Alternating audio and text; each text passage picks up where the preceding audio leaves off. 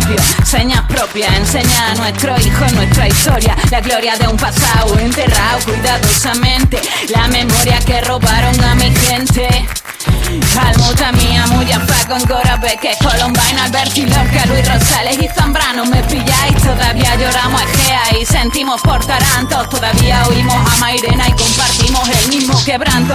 Con almas de azar y cuerpos fuertes como olivos, sumamos con un abaco a la mierda vuestro Euribor. Somos agua que corre, sol que se pone en los montes, azulejos, ataifores, fainas y esmalte. Somos alhóndigas, medinas, alminares y arcos de herradura. Somos comino y hierba buena, azafrán, levadura. Somos seguros mucho más que la caricatura de nuestra cultura que os gusta exportar. Yo hablo bien, hablo andaluz, país de luz y de rabia dormía. La mía es la tierra del rey Nazarí que creía. No pienso darla por perdida. Mi matria la de Blas Infante, una Andalucía para los pueblos y la humanidad. Quién sabe si algún día nuestros hijos la verán, inshallah. Esa es mi alegría, ese es mi guía. El sueño en mis días, mi mayor motor, el fin de nuestra agonía.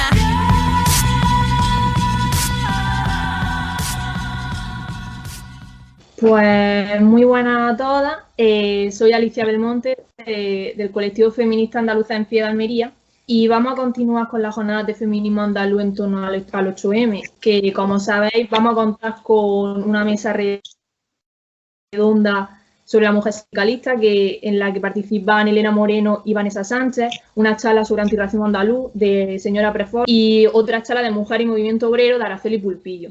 En esta ocasión hemos podido contar con la compañera jienense Virginia Viñas. Muchas gracias, Virginia, por acceder a colaborar en estas jornadas con nosotras. Que bueno, la mayoría de vosotras ya la conoceréis, pero bueno, para quien no la conozca, Virginia es psicóloga y además creadora de Mujeres Andaluzas que hacen la revolución, que es un espacio de la Poderío, creo, dentro de la Poderío, donde se encargan de visibilizar y de compartir biografías de mujeres andaluzas revolucionarias. Y bueno, está metida muchas más cosillas, pero así un breve resumen de lo que hace. Y nada, Virginia, pues quería empezar preguntándote qué es lo que te motivó a empezar esto de mujeres andaluzas que hacen la revolución. ¿Si hubo algún motivo en concreto o qué fue lo que te motivó? Bueno, a ver, yo primero quiero decir que todas las andaluzas tenemos que entender que todas las andaluzas somos revolucionarias. Es decir, cuando hablo de mujeres andaluzas revolucionarias no me refiero solamente a un tipo de mujeres o a un tipo de organización política, cosas así, ¿no? Yo parto de la base de que todas las mujeres somos revolucionarias en el sentido de que somos negadas 3 veces. Somos negadas porque somos clase obrera, somos negadas porque somos mujeres y somos negadas porque somos andaluzas. Entonces, la andaluza en sí misma ya es una identidad subversiva, ya somos subversivas. Esto, por ejemplo, yo esto lo visibilizo muy bien, por ejemplo, hace poco, con una persona que a lo mejor todas conocemos dentro del mundo feminista, Lucía Echeverría, yo no sé si la conocéis. Lucía Echeverría hace un mes y pico hizo un tuit muy gracioso, pues a mí me resultó gracioso, porque ella preguntaba en ese tuit qué tenían en común los hombres y los andaluces y las mujeres. Y ella hablaba de eso, pero no mencionaba a la andaluza, ¿no? No mencionaba esa visibilización, no visibilizaba a la andaluza, porque las andaluzas son subversivas, incluso son subversivas para un feminismo hegemónico que está ahí, ¿no? Entonces, yo hablo de las revolucionarias como todas las andaluzas y como andaluzas que somos, ¿no? Porque para mí el término andaluza ya es subversivo. Y lo estamos viendo cuando nos niegan hasta en espacios feministas, ¿no? Y bueno, yo aquí siempre hablo cuando me preguntan sobre el inicio del proyecto. El proyecto se inició en 2017, se inició como algo, pues bueno, simple y llanamente un proyecto que nace en redes sociales para hablar de mujeres andaluzas, para subir biografías de mujeres andaluzas. Y la idea de la página, del proyecto, surgió de forma colectiva. No surgió yo sola, no surgió en mí sola, ¿no? Recuerdo el momento en el cual a mí la cabeza me tembló un poco y pensé que era necesario este tema y este proyecto porque, bueno, fue en un espacio, fue en el Cerro Libertad, cuando ocupamos en Jaén una finca a 4 kilómetros de Jaén, una finca de 80 o no, 80, una barbaridad de hectáreas con más de 7.000 o 8.000 olivos, o sea, una barbaridad que estaba en manos de un banco y que en ese momento no estaba siendo productivo. Los espacios ocupados son espacios liberados o espacios donde nos reunimos mucha gente espacios donde podemos idear y podemos imaginar otras cosas y donde al mismo tiempo tenemos debates que a lo mejor en otros sitios pues no podemos tener, ¿no? Y en medio de todo esto tuvimos un debate, ¿no? Fue una ocupación de un año donde nos reunimos mucha gente, donde hubo muchas conversaciones y donde hubo mucha convivencia. Y cuando las mujeres convivimos entre nosotras, imagínate un año, si un colectivo feminista convive un año ya sola, vosotros imaginaros todo lo que se puede crear y todo lo que se puede hablar. Pues yo en ese contexto hablaba con las mujeres y con las compañeras que estaban conmigo ocupando, hablaba con María Montaves, que es jornalera, que es andaluza, que es sindicalista, y hablaba con todas ellas y me daba cuenta de que no sabía, que, o sea, ellas no iban a surgir, no iban a surgir en estos debates. Y bueno, tampoco quería que mujeres como María, por ejemplo, pues bueno, cayeran en esta invisibilización, ¿no? En este silencio. Y bueno, aparte de eso, yo creo que cuando hablamos de mujeres andaluzas, hablamos de lo que ya he dicho, ¿no? De que hay algo subversivo, pero aparte también que planteamos nuevos imaginarios. Cuando hablamos de la historia de las mujeres andaluzas, estamos hablando de otros contextos y de otras formas de imaginar y otras formas de crear y otras formas de desenvolverse en esos contextos, ¿no? Cuando hablamos de mujeres durante la guerra civil, hablamos de mujeres pobres, hablamos de mujeres que eran represaliadas por el fascismo, que eran perseguidas por el fascismo, y hablamos de mujeres que sobrevivieron a ese fascismo. Mujeres que además de sobrevivir ellas criaron a muchos hijos y criaron a muchas hijas. Eso es subversivo, eso es resistencia y la resistencia es subversiva. Por lo tanto, cuando hablamos de mujeres hablamos de otro imaginario. Cuando hablo de Aísa de Granada, por ejemplo, que para mí es otra mujer que es muy importante nombrarla, porque Aísa era una mujer poderosa, pero de la cual no se nombra porque era musulmana. Porque en la nación española, la idea de nación española no se crea desde la diversidad, se crea desde la idea de ser una libre y grande, no ser una diversa. Aísa es negada por musulmana y Aísa, bueno, era reina madre de Granada, madre de Boabdil, del rey de Granada, el último rey de Granada. Ella destronó a Mulhacén para poner a su hijo como rey y luego ejerció el poder como reina madre muchas veces porque en esa época de batalla, de guerra, Boabdil desaparecía, era capturado y era apresado. Entonces ella tenía que ejercer ese poder. Era un poder que era igual al de Isabel la Católica. Es decir, cómo se plantea este debate o cómo es subversivo este debate cuando estamos hablando de mujeres musulmanas que están en igualdad con reinas ultrapoderosas cristianas como Isabel la Católica. Entonces, yo creo que hablar de todas estas mujeres yo lo hago desde una reflexión y desde una contextualización que para mí está creando nuevos imaginarios que me gusta compartir con el resto, que creo que se puede debatir mucho a través de todas estas mujeres, porque plantean todo este tema, toda esta historia, toda esta invisibilización y toda la subversión que hay también en la invisibilización, porque las cosas se invisibilizan cuando son subversivas. Claro. Vale. Pues ahora, Virginia, te voy a hacer una pregunta que bueno, es un poco, supongo que es un poco complicada para ti, pero si pudiese, ¿cuál dirías que son tus máximas referentes? Vale. Yo en el tema de las referentes, porque claro, cuando hablas de mujeres andaluzas desde estos términos, pues claro que te planteas que es un referente. ¿Cómo construimos los referentes? Desde la psicología, pues bueno, hay muchas formas de referencia. Están las referencias estas primarias, que son las madres, que son las abuelas, que son nuestras zonas de crianza, que nos enseñan a desempeñar nuestra vida, a vivir. Son las que nos enseñan cómo podemos luego desempeñarnos como personas en la colectividad. O sea, esto lo primero, esas referentes que son increíbles y que cada una tenemos las nuestras y que no se han visibilizado. Pero claro, yo también hablo o creo que hay una segunda referente, bueno, desde la psicología, ¿no? solamente yo, la segunda referente que son modelos sociales y que nos ayudan y que bueno, nos plantean pues, estos imaginarios de los que yo hablaba, ¿no? Y nos plantean no a desarrollarnos socialmente, ¿no? Pero sí a ver que existen otras posibilidades. Y los modelos que cogemos, los referentes sociales que cogemos son políticos, o sea, están politizados. Cuando un chaval le gusta Zetangana, o sea, está imaginándose en una posición pues, de fama, de riqueza, de un capitalismo que lo rodea, pero cuando se le presentan a lo mejor otros modelos o tiene acceso a otro tipo de referentes, podemos imaginar otras cosas y podemos crear otras cosas. Entonces, para mí es una cosa muy importante. Y lo que te decía antes, cuando yo hablo de estas mujeres, lo hablo desde la propia reflexión. Yo reflexiono mucho sobre ellas y es cierto que me cuesta mucho trabajo elegir alguna, pero si yo veo que hay alguna que a mí me han condicionado mi vida o mi militancia a partir de conocerla, pues son dos, y son dos que al principio parecen como muy raras, pero que para mí tienen un sentido muy grande y que bueno, también lo quiero compartir con vosotras, ¿no? Una de ellas es la Dama de Baza. La Dama de Baza es una escultura que apareció en Baza, que, bueno, es una escultura de una mujer sentada, que está en su tiempo estuvo policromada. Es una escultura funeraria, dentro de ella se guardan los restos, se guardaban los restos de una persona pues, poderosa, y de un ser humano, ¿no? De una persona. Y bueno, pues esta Dama de Baza la conocemos conocemos la escultura, ¿no? Y es la escultura lo que se le considera Dama de Baza.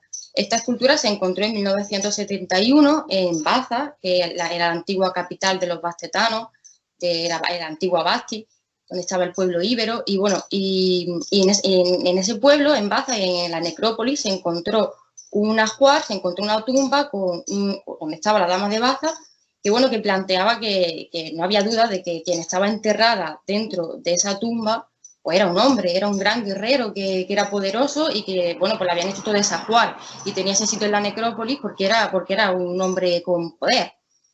Hubo contravoces que decían que ahí enterrada, quien había dentro de Dama de Baza era una mujer, pero eso no se planteaba, porque una mujer íbera una mujer no podía ser enterrada con todo ese ajuar.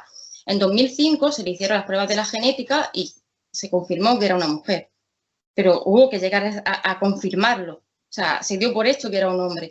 Para mí esto representa una cosa muy importante, que es la invisibilización de la mujer en la historia, pero que no quiere decir que no hayamos estado en la historia. Es decir, la historia se compone por ellos, pero también se compone por nosotras y por los espacios que hemos ocupado. O sea, no se puede negar las aportaciones a la historia, al conocimiento, a todo, que ha hecho la mitad de la población. No se puede considerar la historia de Andalucía sin la aportación de la mitad de la población de Andalucía, que somos las mujeres.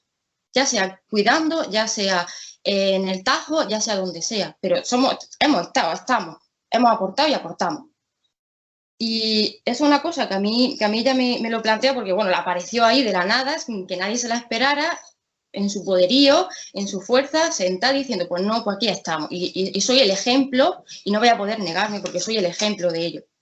Para mí representa eso, pero también representa otra cosa muy importante, que como andaluza, yo comprendo que es el expolio que hay hacia nuestra cultura andaluza. Si tú quieres ver la Dama de Baza, tú no te vas a Baza. En Baza puedes ver muchas cosas, pero en Baza hay una réplica de la Dama de Baza, porque la Dama de Baza está en Madrid.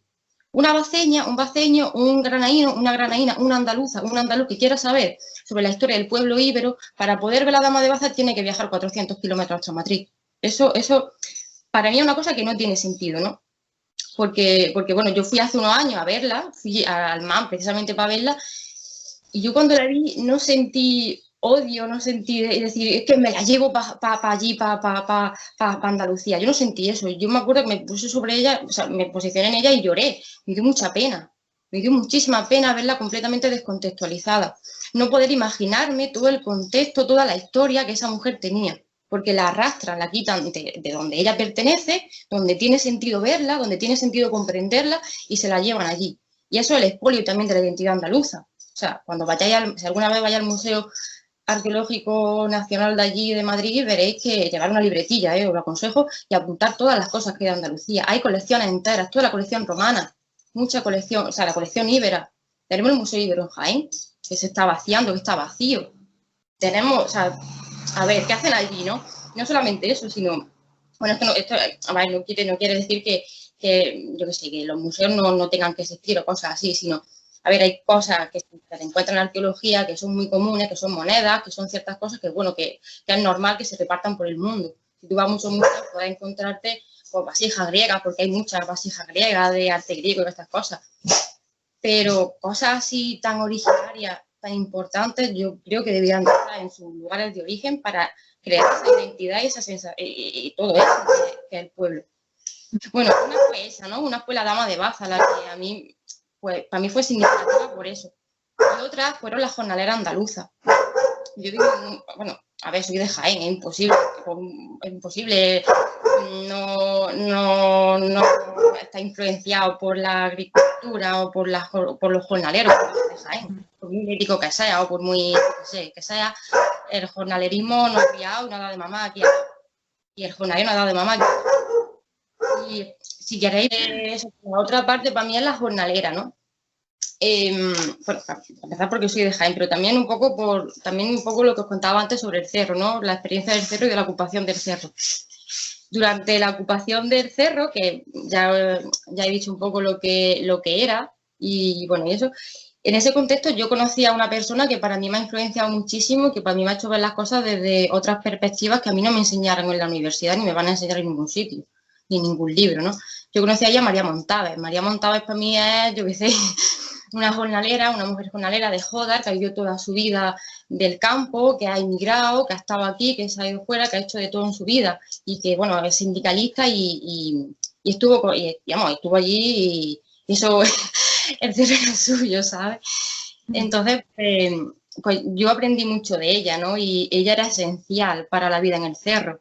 Pero cuando daban los grandes mítines, cuando iba allí los parlamentarios y toda esta gente a dar sus mítines, María Montaves no estaba allí, no estaba con los mitineros.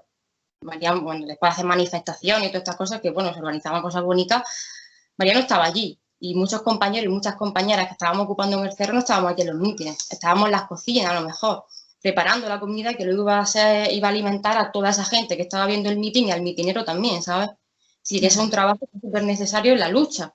Porque en la lucha, cuando luchamos, también cuidamos y también se cuida. Y eso no se puede obviar. No podemos obviar la aportación a la lucha que hacen los cuidados, que hacen todas esas mujeres que cuidan, que han cuidado la lucha y que gracias a ellas, pues bueno, se han mantenido. Porque sin dar de comer y sin la cocina, ¿cómo mantienes tu ocupación o cómo mantienes tus cosas en tus centros sociales o en tu espacio de militancia? Sin esos cuidados, no sé. Y a mí eso fue una cosa que me enseñó ella y que lo viví en ese contexto. Y luego, pues bueno,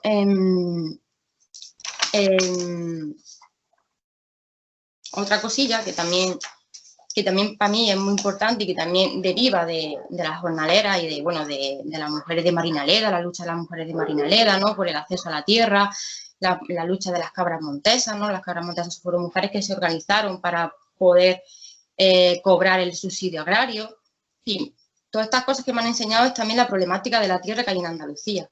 Es decir, estas mujeres han luchado por un acceso a la tierra y luchan por un acceso a la tierra, las jornaleras luchan por eso y pusieron en el centro del debate ese problema, el problema que supone la tierra en Andalucía, ¿no? El nulo acceso a los recursos que tenemos las mujeres en Andalucía, a esos recursos, ¿no? Y bueno, hay un documental muy gracioso, muy bonito, por si queréis verlo, que se llama La lucha de Marinaleda, de la casa a la lucha, creo que es, de Lola G. Luna, y ahí es muy explícito también eso, porque aparece una mujer de Marinaleda limpiando, no sé si está echando cal en su casa o qué es lo que está haciendo, que le pregunta por eso, por su lucha. Y ella dice, bueno, antes luchábamos por el paro agrario y por tener mejoras sociales en todo esto. Y dice, pero es que ahora luchamos por la tierra, porque es que la riqueza de Andalucía está en la tierra. En Andalucía tenemos 4 millones de hectáreas cultivables, que en este momento o están productivas o no están productivas porque están en manos de especuladores. Es decir, ¿cómo se relaciona el feminismo con esa tierra, con esas 4 millones de tierras? ¿Cómo hablamos desde el feminismo andaluz, del acceso que tenemos las mujeres andaluzas a la riqueza o a los recursos que hay en nuestra tierra?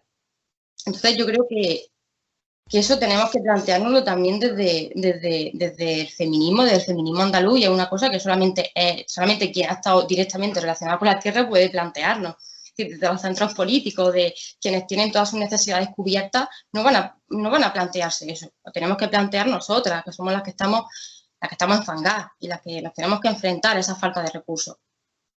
Y bueno, no sé, no solamente eso, sino también me enseñaron o también aprendí a partir de allá sobre ecofeminismo andaluz, ¿no? El cuidado de la tierra, cómo cuidamos la tierra. Estamos llegando, bueno, sabemos cómo está la contaminación, sabemos que después de esta pandemia Andalucía puede verse en el foco de políticas turísticas, de terrenos de especulación y cosas de esas que van al traste muchas zonas naturales que tenemos que conservar para la vida en Andalucía, o sea, que son esenciales para nuestra vida. Nuestro litoral sabemos en la situación en la que está y tenemos que conservar eso. La conservación de la vida es una cosa feminista también, y que nosotras como andaluzas y como mujeres que tenemos acceso a todos esos recursos, ¿cómo nos planteamos todo eso, ¿no? Y bueno, y luego tampoco, pues no pensar que a lo mejor estas cosas, pues, o sea, yo creo que el tema de la tierra vertebra muchas otras cuestiones en Andalucía. Por ejemplo, no sé, el tema de las jornaleras migrantes, los campos de trabajo, campos de casi de concentración en Almería o en Huelva. O sea, eso también viene de ese capitalismo agrario, de esa utilización de la tierra, de esa especulación alimentaria, de ese extractivismo agroalimentario, que al final repercuten en cuerpos de mujeres, repercuten en mujeres andaluzas, mujeres migrantes y repercuten todas, porque Andalucía está vertebrada y nos vertebramos por esa utilización de la tierra y por esa tierra que no poseemos y que no tenemos. Y bueno, yo creo que estas son cosas que ponen en el centro del debate, que a mí me han inspirado a ellas y la experiencia que he vivido a través de todo esto, pues bueno, yo me quedo con La Dama de Baza, pero seguramente si vosotras hacéis esas lecturas, pues, o si os habéis tenido esas lecturas, pues a lo mejor también tenéis otros modelos, porque bueno, esto cada una pues también se basa en su experiencia y en lo que vive. Vale. Pues de la siguiente pregunta creo que ya se puede deducir tu opinión al respecto, pero bueno, me parece muy importante hablar del plano educativo. Entonces, ¿tú crees que en los centros educativos las niñas y las adolescentes se pueden ver reflejadas en referentes femeninos andaluces?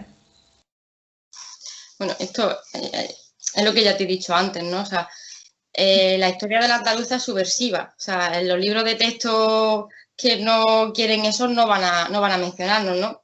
Es decir, es subversiva también porque es que la historia de Andalucía y la historia y hablo de historia y el largo recorrido y de las consecuencias que somos nosotras, o sea, esa historia desploma la base de la nación española en ese sentido. O sea, habla de la diversidad, ¿no? Y de la convivencia. Hablamos de una época como el Al-Ándalus, donde se daban sinagogas, donde se daban iglesias, donde se daban mezquitas. Y había una convivencia. Eso es completamente contrario al discurso de una grande y libre, ¿no? Nosotros no queremos ser una grande y libre. Queremos ser diversas, queremos ser pequeñitas, queremos ser colectivas. O sea, no somos una grande y libre. Somos todo lo contrario a eso.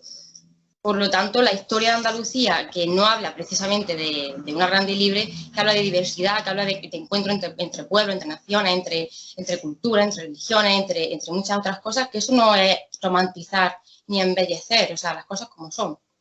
Pero se daban ciertos espacios, ciertas convivencias que en el otro lado de la frontera no se estaban dando y a la vista está, ¿no? Entonces, esa historia, que ya es la historia de Andalucía, es completamente contraria a lo que figura en el imaginario del nacionalcatolicismo. Entonces, pues eso no se va a contar en nuestros libros de texto. Eso es la base también de toda esa educación hacia la nación española y hacia el Estado español. Entonces, bueno, yo creo que eso ya, o sea, hay que hablar de ellas, ¿no? O sea, el tema al final es que no vamos a tener espacio en un estado, no vamos a tener espacio en tal, y nosotras tenemos que entonces crear esos espacios de diálogo, ¿no? Como vosotras estáis creando ahora mismo pero por lo que te he dicho antes, porque cuando algo no se cuenta es porque en sí mismo es subversivo, creo yo. Cuando una parte de la historia es invisibilizada es porque es subversiva.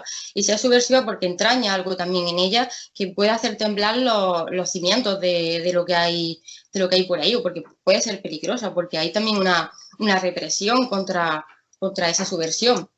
Yo en esto, por ejemplo, bueno, podemos hablar de la historia de Andalucía de pico aquí, pero para representarla en una mujer, para mí, por ejemplo, Josefina Manresa, que fue la mujer de Miguel Hernández, era de Quesada, de Jaén, nació donde nace el Río de Arquiví, y Josefina Manresa, después de que Miguel Hernández muriera, fuera asesinado en la cárcel por el Estado fascista, ella en su casa, en silencio, en un baúl muy pequeñito, reunió todas las cosas que tenía de Miguel Hernández. No lo publicó, no lo hizo público, no lo gritó a los cuatro vientos, que tenía todo eso guardado en su casa, porque el guardarlo era subversivo. Era subversivo porque nos dejaba un legado que ahora mismo podemos hacer una idea de cómo era Miguel Hernández. Pero era subversivo y si ella decía públicamente lo que estaba guardando, la iban a perseguir, la iban a reprimir. Seguramente la cogerían, se la llevaran al cuartelillo, la raparan, le dieran aceite de racino y la pasearan por todo el pueblo. Por lo tanto, cuando guardamos silencio, cuando hay algo, no quiere decir que no sea subversivo. O sea, creo que hay mucha subversión en esas cosas y que por eso mismo no se nombra. Bueno, y por eso Lucía Echeverría tampoco le dio por decir que las andaluzas somos los que hay en común entre las mujeres y los andaluces, porque tampoco le interesa a ella, ¿no? Y bueno, yo creo que la historia al final está hecha, la historia con mayúsculas está hecha a través de la tergiversación de muchas historias y de la tergiversación de muchos conocimientos y de muchas experiencias. Es decir, cuando no se cuenta la historia de la clase obrera y se cuenta la historia de la burguesía es porque la historia de la clase obrera descoloca los pilares de la burguesía. Cuando no se habla, o la historia de las mujeres no la escriben las mujeres, es porque en ella, en esa historia, guardan cosas que no convienen al sistema patriarcal, ¿no? Y cuando hablamos de historia andaluza o de mujeres andaluzas, o de esa historia de Andalucía que ha sido construida desde lo castellano y desde lo masculino, estamos hablando pues de una cosa que yo creo que es doble, triplemente, vamos, revolucionaria, subversiva, no sé cómo llamarlo, pero que vamos, que no vamos a verlo en los espacios de colegio, a no ser que vamos, que yo qué sé, pero tenemos que crear esos espacios para poder difundirla y para poder seguir hablando de ello. Pues Virginia, me parece súper importante de qué forma valoras la imagen de la mujer que sin ser famosa y sin ser reconocida, día a día hace feminismo en sus casas, en sus barrios, en sus pueblos. No sé si... Sí, bueno, en este me he liado un poco en el sentido de que, bueno, o sea, están haciendo feminismo. El hecho de hacer feminismo, para mí es feminismo. O sea, no sé esta pregunta porque realmente no... Yo creo que no se puede separar el hacer el feminismo. O sea, no sé si os refería al tema por ejemplo, de hacerlo en privado o de público, o no sé si va por ahí. Pero, por ejemplo, yo creo que es muy difícil para las mujeres andaluzas diferenciar entre hacer feminismo en casa y hacer feminismo en la calle. Porque para hacer feminismo en la calle hemos tenido que hacer feminismo en casa. Es decir,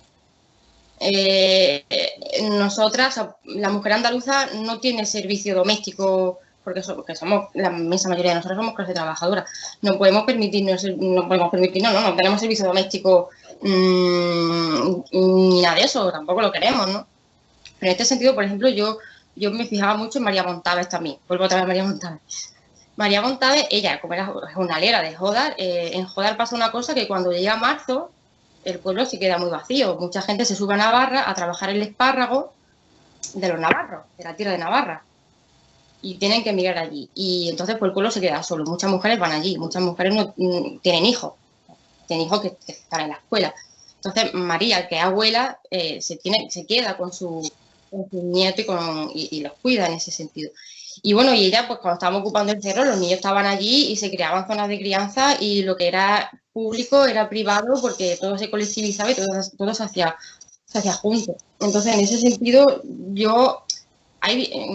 las mujeres con las que me he cruzado en ese sentido, pues bueno.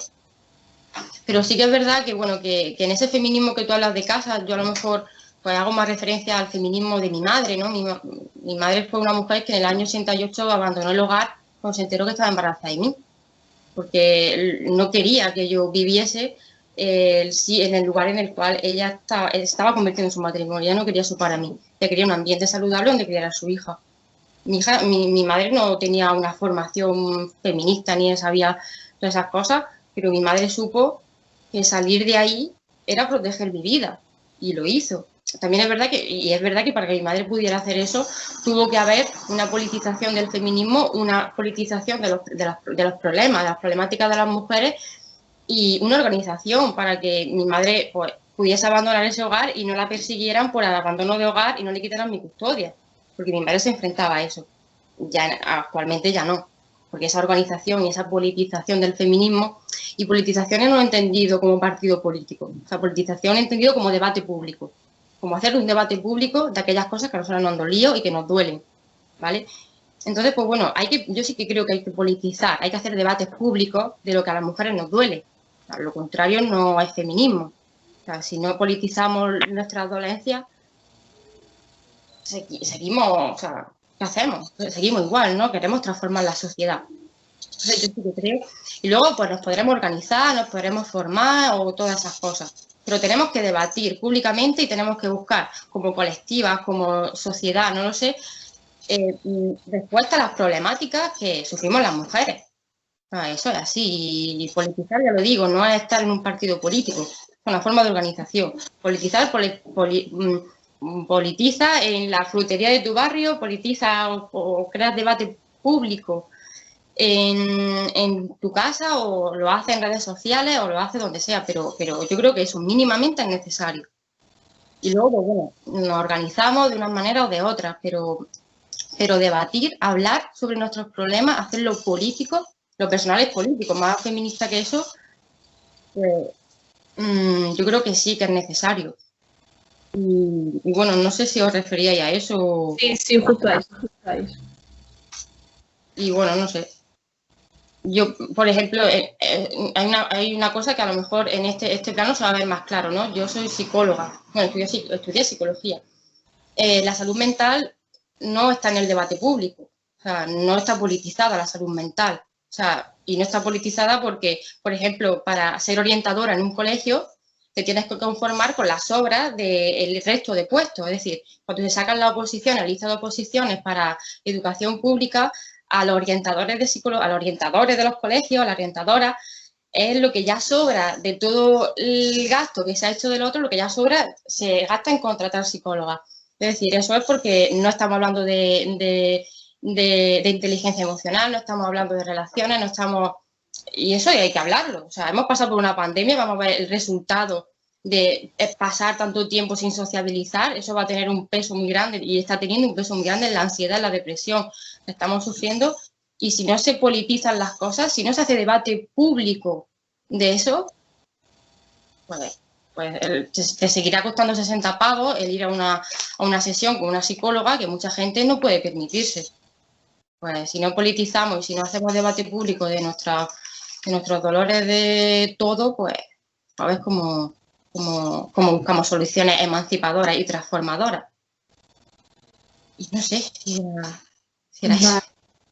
Pues sí, genial, Virginia. Pues me ha parecido súper interesante todo lo que has contado y estoy de acuerdo básicamente en todo. Y no sé ya si quieres hacer algún tipo de comentario o decir algo más.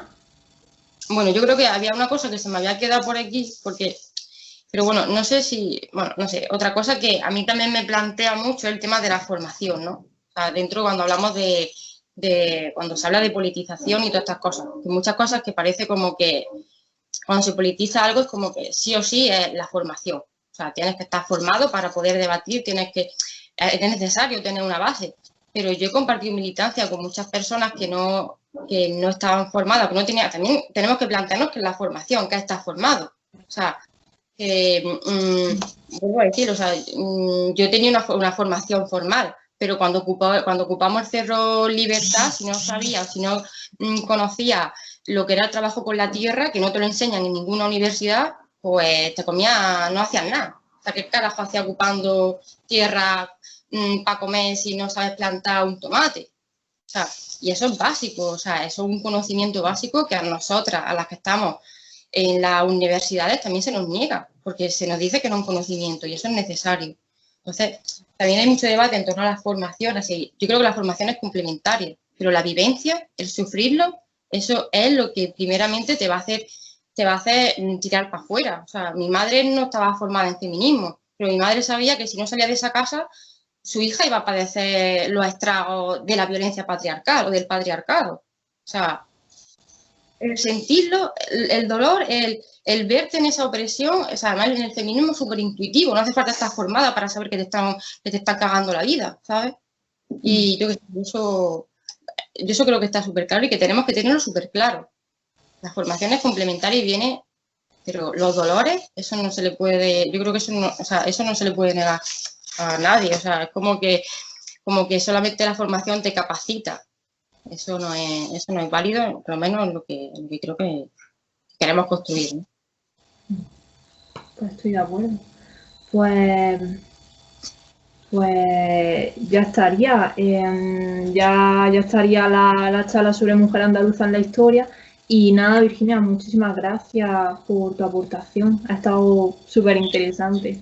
Súper corto, ¿eh? O sea, yo pensaba que iba a durar mucho más, tío. Se me ha pasado volado, tío. Oh, no, Sí, pero han sido media hora intensa, la verdad. ¿verdad? Me ha dado tiempo a decir muchas cosas, ¿no? Pero no sé si hablo muy rápido. ¿Tú crees que hablo muy rápido? A lo mejor un poquillo, pero la gente lo va a entender igual, vamos. Tampoco hace falta que te tires hora y media. Ya has dicho lo que tenías que decir. Yo creo que el mensaje ha quedado bastante claro, así que... Eso es lo que es necesario. Pues muchas gracias a vosotras. Hacía un año, tía, creo yo que no me ponía, que no debatía. O sea, he tenido un año de recogimiento absoluto de estar pensando y estar cojando todas estas cosas. Y me habéis dado el espacio idóneo para hincharme. Pues nosotras encantadas de contar contigo. Estoy súper tranquila, vamos, súper a gusto. ¡Hala, ya paré! Bueno, muchas gracias a vosotras. Muchas gracias a ti, Virginia. Muchas gracias.